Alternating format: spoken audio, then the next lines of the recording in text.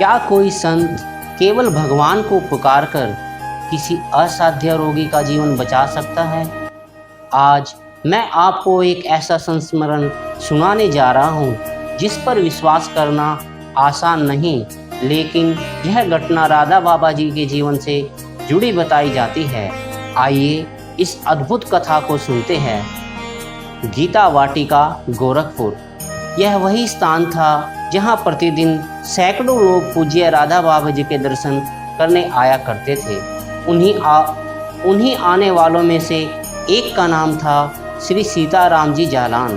राधा बाबा जी उन्हें केवल भक्त नहीं मानते थे, बल्कि अपना घनिष्ठ मित्र भी समझते थे।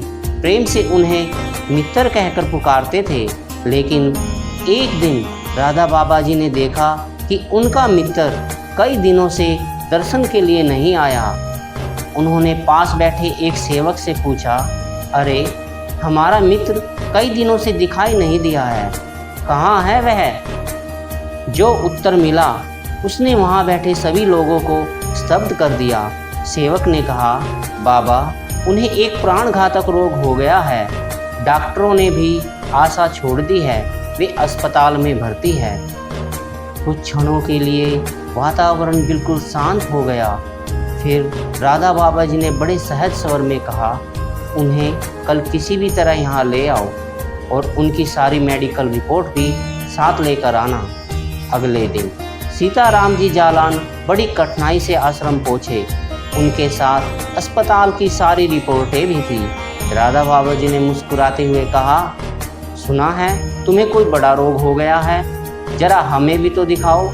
उन्होंने एक एक रिपोर्ट को ध्यान से देखा, फिर शांत स्वर में बोले, आज फिर से सभी जांच कराओ और कल नई रिपोर्ट लेकर आना। सीताराम जी, उनके साथ आए लोग सब सोच में पड़ गए। डॉक्टरों की रिपोर्ट तो पहले ही बीमारी की पुष्टि कर चुकी थी, फिर दोबारा जांच कराने की क्या आवश्यकता थी? लेकिन राधा बाबा जी की आज्ञा थी। अगले दिन नई जांच हुई और जब रिपोर्ट आई तो अस्पताल के डॉक्टर भी हैरान रह गए।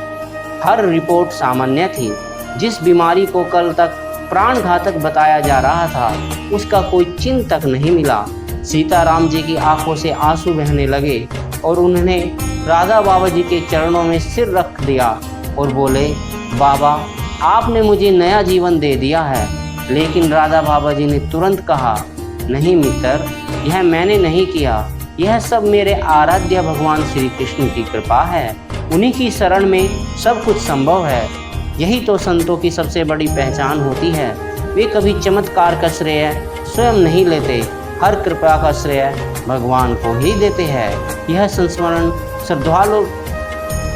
श्रद्धालुओं के बीच प्रचलित है और आस्था का विषय माना जाता है।